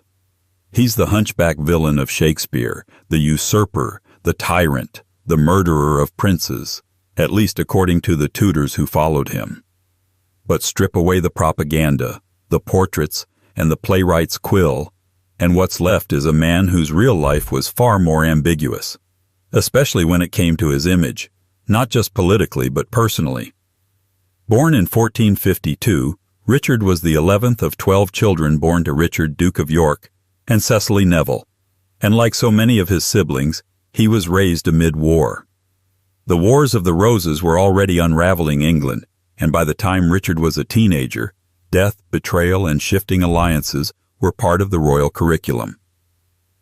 Still, he rose.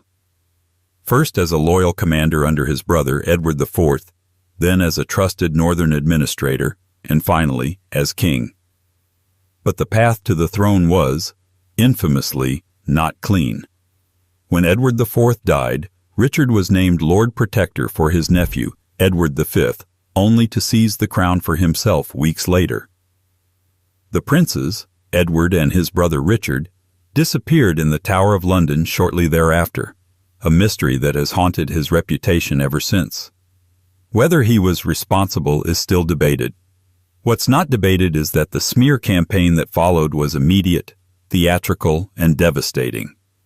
The Tudor regime, eager to solidify its claim, commissioned chroniclers, artists, and playwrights to destroy Richard's legacy. They painted him as physically deformed, morally corrupt, sexually suspect, and emotionally unstable. Thomas More, writing under Henry VIII, described him as a spiteful, envious man with a crooked back, shriveled arm, and sinister nature. Shakespeare, ever the dramatist, took this and ran, creating a Richard whose physical disability mirrored his internal villainy. A grotesque distortion that stuck in the public imagination for centuries. But within these character assassinations, a quieter implication began to emerge, one that scholars still puzzle over. Richard wasn't just evil. He was unnatural. He showed little interest in women. His marriage to Anne Neville was widely seen as political, not passionate. They had one child, who died young. There were no mistresses, no bawdy gossip, no flirtatious court. Even in the sex-obsessed gossip networks of medieval nobility, Richard remained oddly untouched. Some Tudor writers insinuated that his lack of traditional appetites reflected deeper perversions, using the coded language of the time: unmanly, cold, secretive. He was described as more comfortable with his male companions than his wife, more invested in strategy than in spectacle. Was this evidence of queerness?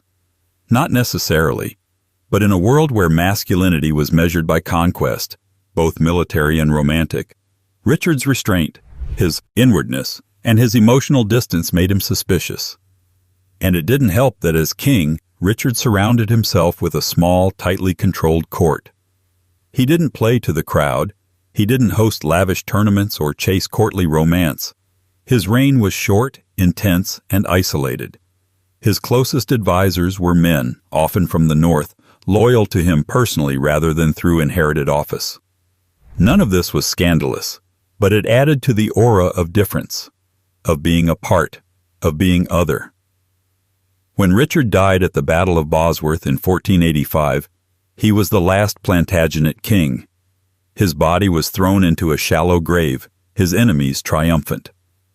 But centuries later, when that body was rediscovered under a Leicester parking lot in 2012, something strange happened. The myth cracked. The skeleton showed signs of scoliosis, yes, but not deformity. No withered arm, no monstrous frame. Just a man, curved but not broken, real, human. In death, Richard became visible again, not as a villain, not as a saint, but as a person. And the whispers that trailed him in life, about his body, his marriage, his private world, suddenly felt like echoes of a very familiar pattern. When kings don't fit the mold attacks. And speaking of molds, our next king shattered his in a way no amount of Tudor gossip could obscure. A Catholic monarch in a Protestant age, James II lived under constant scrutiny.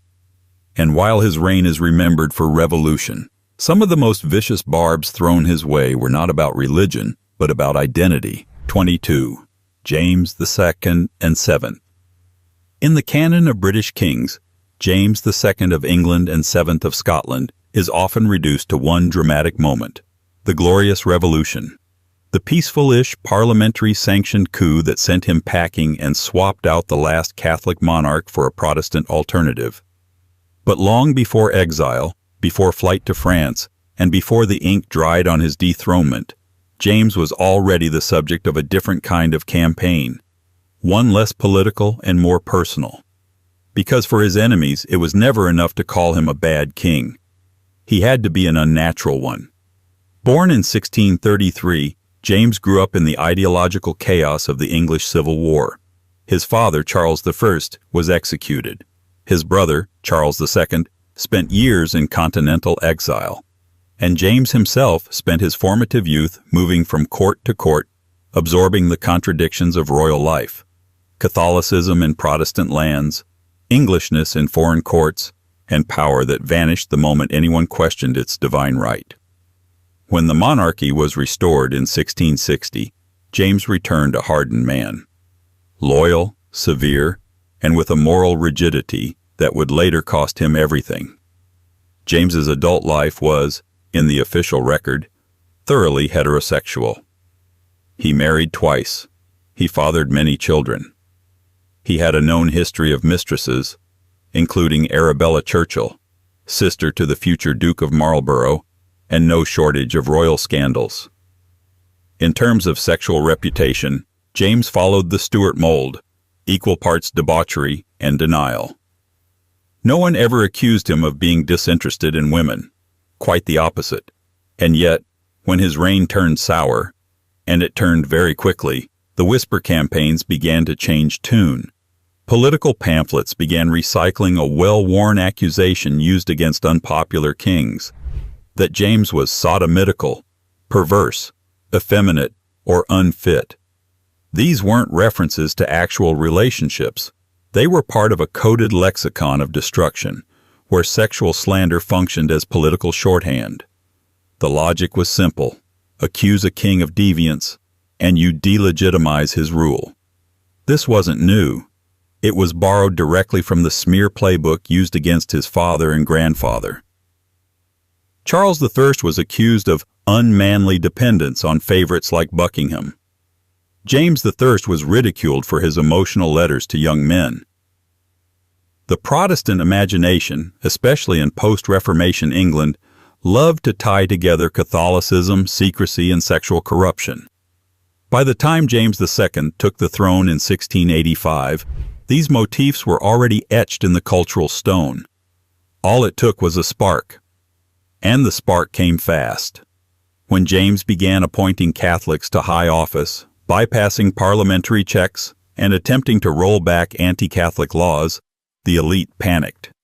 The birth of his Catholic son, James Francis Edward, in 1688, displacing his Protestant daughters from succession, was the final trigger. But the pamphlets didn't just attack his policies. They attacked his manhood, his judgment, his nature. He was called too close to his Jesuit advisors, too indulgent of foreign men, too French in his sensibilities. Rumors, completely unsubstantiated, suggested his court was full of unnatural vices, drawing on centuries-old anxieties that equated male intimacy with treason. No one dared say outright that James was queer, but they didn't need to. The language did the work. It's worth emphasizing that there is no credible historical evidence to suggest James II had relationships with men. His life, as far as the record shows, was shaped by dynastic ambition, religious conviction, and political miscalculation, not by secret romance. But the fact that his enemies reached for the sodomite king trope anyway reveals how deeply embedded those slurs had become in the arsenal of royal critique. James was deposed not because of his private life, but because his public one collided with a Protestant country unwilling to accept a Catholic dynasty. Still, when he fled to France and lived out his exile under the protection of Louis XIV, the rumors followed. And once again, queerness was weaponized not as a descriptor of identity, but as a symbol of failed kingship. James II remains a cautionary figure, not for what he did, but for how quickly even the most conventionally masculine rulers could be framed as deviant the moment they lost power. Which brings us to a less remembered royal, Frederick, Prince of Wales. Never king, never crowned. But in the court's back rooms, his name was a punchline. his tastes, his friends, his powdered charm. All of it added up to something that didn't quite fit. 23. Frederick, Prince of Wales. History often forgets those who die just before the climax. Frederick, Prince of Wales, lived his entire life as the heir apparent, and then died before he could become king. No great war, no revolution, no dazzling legacy, just a man caught between the shadow of his father, George II, and the future his son, George III, would go on to define. But Frederick's story doesn't fade because it lacks drama. It fades because the drama was too slippery to fit neatly into official records. His politics annoyed the establishment, his personal habits baffled his family, and his image, so carefully styled, left behind a trail of carefully veiled insinuations that still haven't entirely disappeared. Born in 1707 in Hanover, Frederick spent the first 21 years of his life outside of England, separated from his royal parents for much of his youth. By the time he arrived in Britain in 1728, the distance between him and his father, George II, wasn't just geographical, it was personal. Their relationship was famously hostile. George barely tolerated him. Queen Caroline, Frederick's mother, once allegedly said she hoped her son would be damned. A delightful family, really. But Frederick was nothing if not theatrical. He styled himself as a patron of the arts, a man of letters, a forward-thinking voice in a stale, court-bound world. He wore his hair impeccably. His wardrobe leaned toward the flamboyant. His court, set up in deliberate opposition to his father's, was full of poets, musicians, and eccentric gentlemen with refined tastes and suspiciously vague responsibilities. The political press of the time treated him like a fashionable nuisance. But privately, the gossip around Frederick was less about his political posture and more about his personal one. His entourage leaned unusually masculine, and his closest relationships were with men who shared his enthusiasm for music, theater, design, and long, emotionally charged correspondence. Frederick married Princess Augusta of Saxe-Gotha in 1736 and had 9 children, which, on paper, silences speculation. But court satirists weren't interested in paper. They noted the separate living quarters, the emotional chill between the couple, and the prince's frequent disappearances into the company of male favorites. Rumors swirled in pamphlets and cartoons, not about specific acts, but about a vibe. His father's allies accused him of being affected, delicate, and too much among the players. In the 18th century royal lexicon, that was code enough. There was no Cleveland Street, no Rizzio, no assassination. Just talk. That vague, persistent energy that surrounds certain historical figures. The sense that everyone suspected something, but no one dared write it down plainly. Still, the culture war between Frederick and his father wasn't limited to personal behavior. It was generational. George II represented stiff Hanoverian authority. Frederick performed as a man of feeling, emotional, performative, and prone to metaphorical flourishes. He championed liberty and opposed war. He embraced Enlightenment thinkers and sympathized with critics of the government. His very aesthetic, pastel waistcoats, powdered wigs, a fondness for poetry, was framed as evidence of ideological softness. And ideological softness, in an age obsessed with muscular monarchy, often bled into sexual suspicion. Frederick died suddenly in 1751, likely of a pulmonary embolism, though some described it more poetically, a burst heart. At the time, he was still the Prince of Wales, the crown just out of reach. His son would become George III, steering the monarchy into revolution, madness, and legacy. But Frederick left behind no royal monument, no definitive scandal, just an aura. And sometimes aura is enough. Especially when it shows up again, generations later, in the story of a royal so performative in his masculinity, so decorated in uniform and parade regalia, that no one dared ask why his lifestyle looked just a little too perfect. A man called dandy by some, eccentric by others, and flamboyant by nearly everyone. His name was Prince William Frederick, Duke of Gloucester and Edinburgh, and he might be the most Regency figure you've never heard of. 24. Prince William Frederick, Duke of Gloucester and Edinburgh.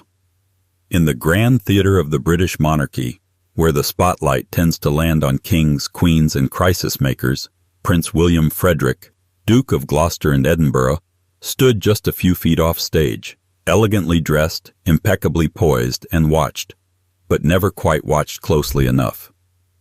He was a cousin to monarchs, a fixture of Regency high society, and the kind of man who seemed to spend his entire life waiting to be summoned, but never quite was. Still, he made an impression, not through war or law, but through presence. And the whispers that followed him were never about politics. They were about presentation. Born in 1776 to Prince William Henry, the Duke of Gloucester and brother of King George III, William Frederick entered the world with proximity to power, but none of the expectations that came with the crown. He was royal enough to attend coronations, but not so royal that he was ever expected to rule. That gave him space.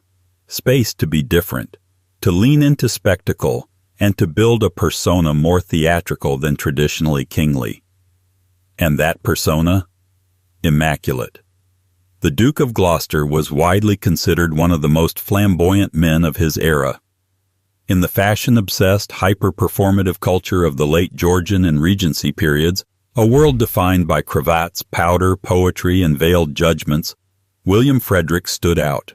He dressed with the precision of a man who understood that clothes were a language, and his wardrobe spoke in volumes. Embroidered waistcoats, gilded buttons, velvet jackets, lace-trimmed cuffs.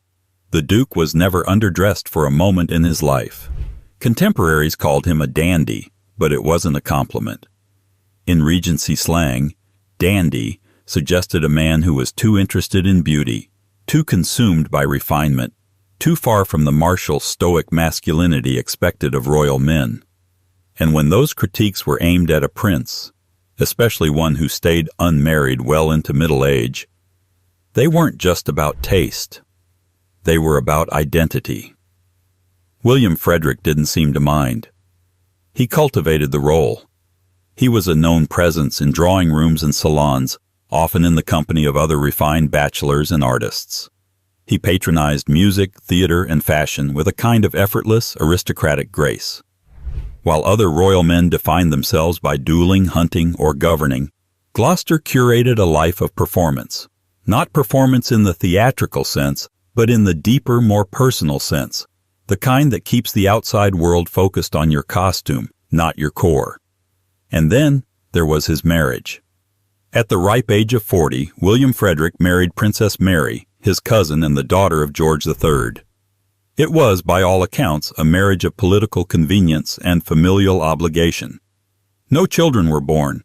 There was no public passion, no scandal, just a late-in-life union that did very little to quiet the speculation.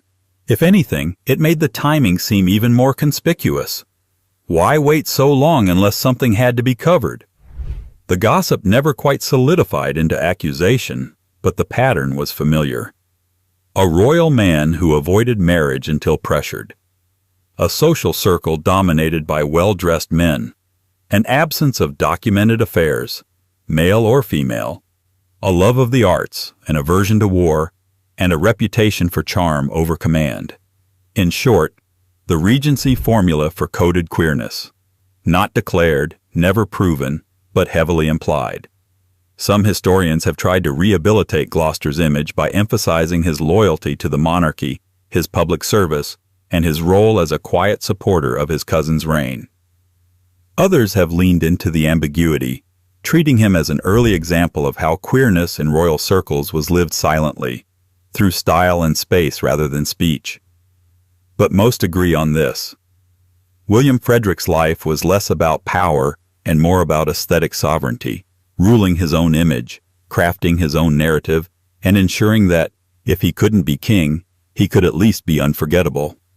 He died in 1834, having outlived his political usefulness, but not his fashion sense. His funeral was quiet. His legacy, quieter still. but in the fading corridors of Regency memory, his silhouette remains, elegant, ambiguous, and precisely tailored. And fittingly, our final figure lived with just as much ambiguity, but less privilege. A man elevated by empire, rumored in private and posthumously portrayed in conflicting lights. He was a war hero, a viceroy, a great uncle to a king, and yet, beneath all those titles was a question no one dared answer publicly during his lifetime. Who really was Lord Louis Mountbatten? 25. Louis Mountbatten, 1st Earl. Mountbatten of Burma. If Britain had a mythological archetype for the perfect imperial gentleman, Lord Louis Mountbatten would have been the blueprint. Soldier, sailor, statesman, royal. A man who seemed to glide through the 20th century wearing crisp uniforms and steely smiles, whispering into the ears of kings, queens, presidents, and prime ministers alike. He was the last viceroy of India, a beloved uncle to Prince Philip, a guiding hand to Prince Charles, and the polished public face of a crumbling empire. But polished faces, like polished silver, hide fingerprints, and behind the gleam of Mountbatten's career, the air around him thickened with whispers that never quite went silent. Born in 1900 to Prince Louis of Battenberg and Princess Victoria of Hesse, Mountbatten was royalty by blood and ambition by nature. He was educated at the Royal Naval College in Dartmouth, where his charm and confidence earned him the nickname Dickie, though his official name remained Louis. From the outset, he was the kind of figure Britain loved to mythologize. Brave, cosmopolitan, connected. He married well, Edwina Ashley, a wealthy heiress and socialite, and together they cultivated a public image of glamorous, globe-trotting sophistication. But the Mountbattens were never a conventional couple. Their marriage was open, emotionally complicated, and at times practically diplomatic. Edwina had multiple high-profile affairs, including a famously intimate relationship with Jawaharlal Nehru, India's first prime minister. Mountbatten, in turn, was discreet, too discreet, some might say. Biographers over the years have noted that their relationship worked more like a partnership than a romance, with mutual affection but separate private lives. And it's here, in the space between what's recorded and what's only remembered, that the questions begin. Mountbatten's sexuality has long been the subject of quiet speculation. In several posthumous biographies, most notably by Andrew Lowney and others, allegations have surfaced suggesting that Mountbatten may have been bisexual, or at least engaged in relationships or encounters that challenged the straight, stiff upper lip persona he maintained in public. The sources for these claims vary. Some anonymous interviews, some MI5 files still redacted, some accounts from people in the royal orbit, but the pattern is consistent. There was talk, there were rumors, there were shadows. In 2019, Lowney's biography referenced FBI files from the 1940s that labeled Mountbatten as a homosexual with a perversion for young boys, an ugly, sensational accusation with no confirmed evidence, widely considered politically charged and deeply problematic in its framing. These documents, likely informed by rival intelligence sources and Cold War paranoia, must be treated with caution. Still, they reflect how Mountbatten's personal life was, at the very least, open to multiple interpretations. What is clearer and more carefully documented is Mountbatten's preference for the company of younger men, particularly in his later years. He surrounded himself with aides and protégés, hosted all-male retreats, and maintained friendships that some described as emotionally intense, even paternal. Among these, his mentorship of Prince Charles was perhaps the most visible. Mountbatten acted as a surrogate grandfather and moral compass, urging Charles toward duty, discretion, and control, advice he himself followed to the letter. Was Mountbatten gay, bisexual, repressed? Expressive in private but closeted in public? The archive won't say. And in many ways, that's the most telling part. As with so many royal-adjacent figures, what's left unsaid becomes part of the legacy. The British establishment, particularly in the mid-20th century, had its ways of keeping certain stories quiet, and Mountbatten, ever loyal, ever controlled, never broke the silence himself. He was assassinated in 1979 by the IRA, his boat blown up off the coast of Mullaghmore, Ireland, killing him, his grandson, and 2 others. The act was political, not personal. But in the years that followed, the man himself became a symbol of loss, not just of a person, but of an era. The sun had long since begun setting on the empire he once administered, and now the man who seemed to embody it had disappeared into the sea. His funeral was a state affair, dignified, mournful, immaculately choreographed. And still, in the back corners of obituaries and biographies, that same echo. The sense that we didn't know him. Not really. That behind the medals and the titles was a man who, like so many before him in royal history, lived a life carefully divided into what could be seen and what must never be said. And perhaps that's the common thread in this long, strange procession of royals. Not scandal, not certainty, but ambiguity. The unanswered question, the flicker behind the eyes, the letters never written, or written and destroyed, because the most enduring mysteries aren't about facts. They're about what people felt they couldn't afford to reveal. And in the House of Windsor and beyond, what remains unsaid has always echoed the loudest.